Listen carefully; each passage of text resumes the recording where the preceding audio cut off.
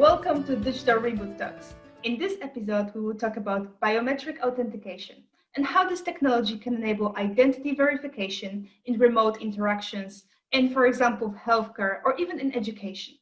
My guest for today is Gal Steimberg, VP of Products at Keyless. Thanks so much for joining, Gal. Thank you, Amelia. Thanks for having me. Can you start by introducing Keyless?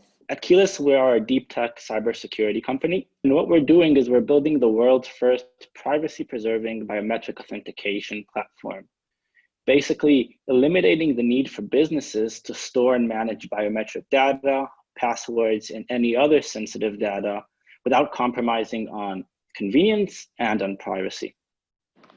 And do you see new use cases for biometric authentication emerging due to the recent events?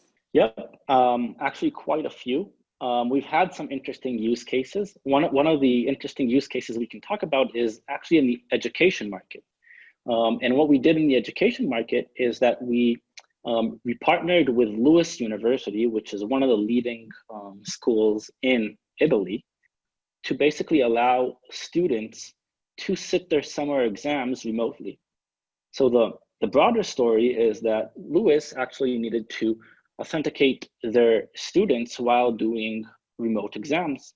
And they wanted to remove the friction and the security aspects of passwords and used our privacy-preserving biometric capabilities to enable their students to log in to their exams. And so what we did is we took, I think, over 10,000 students who used our Keyless app and sat over 2,000 exams using Keyless to authenticate themselves without the need for passwords and to uniquely identify the students. Because if you think about it, if I'm a student, I can give my password to one of my friends who can then do the exams for me. But using unique biometric identification and authentication, the university can actually know that me, Gal, is doing the exam and the right person is the one who's getting the correct grade for the specific exam. So I think it was a very interesting use case, specifically in the education market, but there are other use cases such as I can think about the telehealth market, about, for example, doctors moving remotely and being able to use your phone to have an appointment with your doctor. But how does the doctor know that this is actually you? How does he identify you? How do you authenticate to the health services app, for example? And this is also a use case that we've been approached to provide a solution for. And what kind of technology trends do you see emerging now? We're seeing the security challenges change due to the new normal, right? So we have employees that are working from home, from their living room, from the beach, from the pool, from wherever they actually want to. And there's this saying that the perimeter is changing, right? The perimeter is changing because no one is working in offices in a network anymore, and people are working from all over the world, and the perimeter needs to be protected.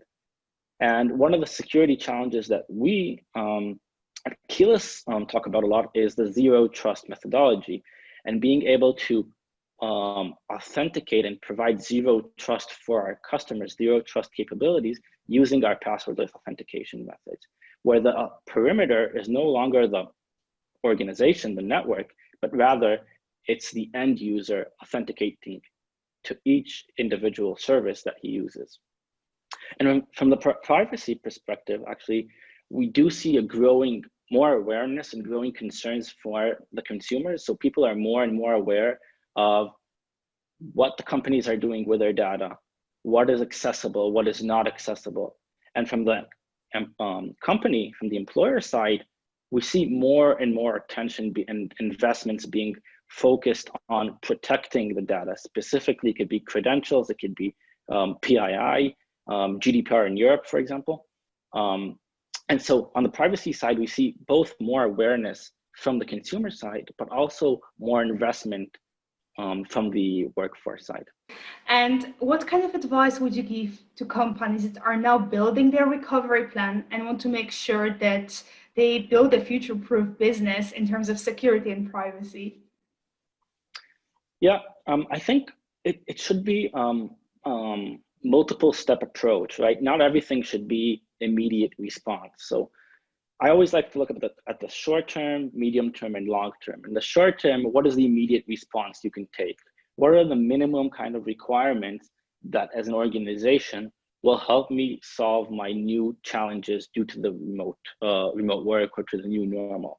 And the medium term is how I can improve on these immediate changes, right? If I did quick fixes or I implemented specific products as POCs, how can I turn them into actual working production grade products? And for the long term is how I can actually transform. So we spoke about immediate response. How do I prepare my operations based on the immediate response? But then long term, how can I transform my business to be able to adapt to the ongoing changes and to be able to plan for new changes or the new normal that will be maybe just around the corner? What has been the biggest learning for you as a technology visionary? The new normal and COVID has really taught me that you really need to be able to be agile as an organization, as a team, to be able to adapt to changes, because COVID has brought a lot of challenges, not on the technological sides, but also on the operational side, right? And how do you take an organization, whether it's small or large, and adapt to all of these different changes? And I think what I've learned from this experience is that you always need to be conscious of what will happen tomorrow. You always need to plan for the next new normal, right? We have COVID now, we might have something else next year or even sooner.